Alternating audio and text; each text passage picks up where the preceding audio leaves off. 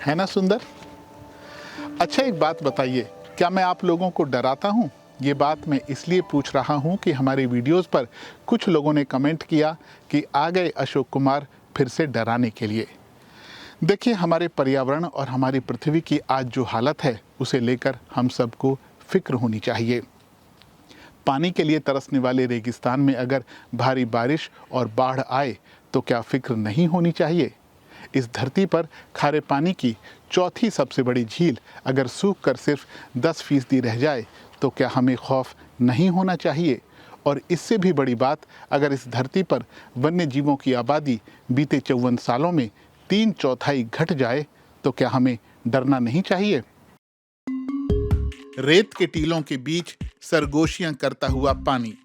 सहारा रेगिस्तान में ऐसा नजारा दुर्लभ ही देखने को मिलता है, लेकिन दक्षिणी मोरक्को में इस बार अगस्त और सितंबर के महीनों में हुई भारी बारिश के बाद रेगिस्तान में बाढ़ के हालात पैदा हो गए हैं। वैज्ञानिकों का कहना है कि बीते 30 साल में पहली बार इस इलाके में इतनी बारिश हुई है। यहाँ कुछ जल स्रोत दशकों से सूखे पड़े थे, इन दिनों वो भी पानी से लबालब हैं। ये बाढ़ मोरक्को के कई इलाकों में खतरनाक साबित हुई। दारा नदी में इतना पानी पता नहीं पिछली बार कब देखा गया था। पानी का बहाव इतना तेज था कि एक पुल को भी बहाकर ले गया। लोगों को जान बचाने के लिए घरों को छोड़कर पहाड़ों पर जाना पड़ा।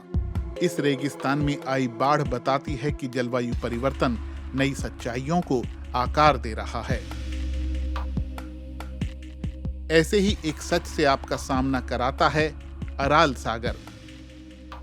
कभी ये दुनिया में खारे पानी की चौथी सबसे बड़ी झील थी, लेकिन बीते 60 साल में इसने अपना 90% पानी खो दिया है। कजाकिस्तान और उज्बेकिस्तान के बीच में पड़ने वाली ये झील 1960 में 68,000 वर्ग किलोमीटर में फैली थी, लेकिन अब ये सिमटकर 3300 वर्ग किलोमीटर तक आ गई है। अब रेत में खड़ी ये नौकाएं ही इस बात का सबूत हैं कि यहाँ कभी मछलियां पकड़ी जाती थीं। 1990 के दशक तक भी यहाँ 10 प्रजातियों के जीव पाए जाते थे, जिनमें 3 तरह की मछलियां भी थीं। लेकिन जैसे जैसे पानी कम होता गया, उसका खारापन बढ़ता गया और यहाँ जीवों के लिए रहना मुश्किल होता गया। जलवायु परिवर्तन की वजह से अब दुनिया के बहुत से इलाके सूखे की चपेट में आ रहे हैं। संयुक्त राष्ट्र के मौसम विज्ञान संगठन WMO का कहना है कि 2023 दुनिया भर की नदियों के लिए बीते 3 दशकों में सबसे सूखा साल था। WMO के मुताबिक बहुत सारे देशों में जो ग्लेशियर नदियों को पानी मुहैया कराते हैं, वो बीते 5 दशकों में तेजी से पिघले हैं। वैज्ञानिकों का कहना है कि ग्लेशियरों के इस तरह पिघलने से दुनिया भर में रहने वाले करोड़ों लोगों के सामने पानी का दीर्घकालीन संकट खड़ा हो सकता है और कुछ इलाके तो इसे महसूस भी करने लगे हैं। इस पृथ्वी का असली मालिक कौन है? क्या इंसान? देखिए, इंसान तो बिल्कुल नहीं हो सकते, क्योंकि हम इंसान यानी होमो सेपियंस सिर्फ 3 लाख साल से इस धरती पर मौजूद हैं, जबकि पृथ्वी 4.5 अरब साल से अस्तित्व में है। हमसे पहले न जाने कितनी प्रजातियां इस धरती पर आईं और ख़त्म होती चली गईं, और क्या पता एक दिन हम इंसान भी ख़त्म हो जाएं। ये तो वक्त बताएगा, लेकिन अभी की जो हालत है उसे देखकर लगता है कि इंसान सब कुछ खत्म करने पर तुला हुआ है। इंसानों की बढ़ती आबादी दूसरे वन्य जीवों पर भारी पड़ रही है। इस धरती पर 1970 में इंसानों की आबादी करीब 3.5 अरब थी, जो अब बढ़कर 8 अरब को भी पार कर गई है। लेकिन इसी अवधि में वन्य जीवों की आबादी में लगभग 73% की कमी हो गई है। और जिन इलाकों में ये गिरावट सबसे ज्यादा देखने को मिली है, उनमें लैटिन अमेरिका और कैरिबियन क्षेत्र, अफ्रीका और प्रशांत एशिया क्षेत्र शामिल हैं। ये बात WWF की ताज़ा लिविंग प्लैनेट रिपोर्ट में कही गई है। इस रिपोर्ट को तैयार करने के लिए जीवों की 5,400 प्रजातियों की 35,000 आबादियों का विश्लेषण किया गया। इस दौरान ताज़े पानी में रहने वाले जीवों में सबसे ज्यादा 85% की गिरावट देखी गई है। इसके बाद जमीन पर रहने वाले जीवों की आबादी में 69% की गिरावट का अनुमान है, जबकि समुद्री इकोसिस्टम में ये गिरावट करीब 56% तक हो सकती है। ये आंकड़े बताते हैं कि पृथ्वी पर इंसानों के अलावा बाकी सभी प्रजातियां सिमट रही हैं। उनके बसेरे उजड़ रहे हैं या बर्बाद हो रहे हैं। इसकी सबसे बड़ी वजह इंसानों की खाद्य व्यवस्था है।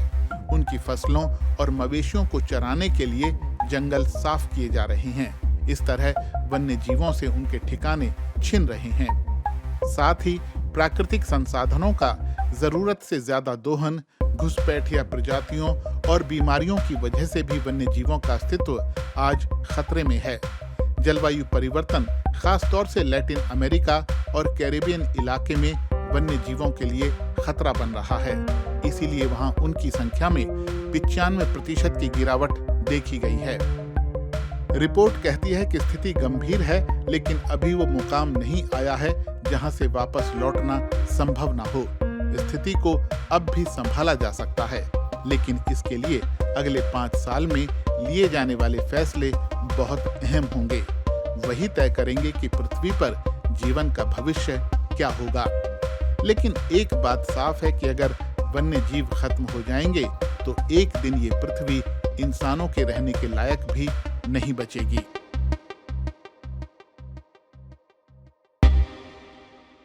दुनिया में हर चीज के 2 पहलू होते हैं। कुछ बुरा होता है तो कुछ अच्छा भी होता है, और ये बात जलवायु परिवर्तन पर भी लागू होती है।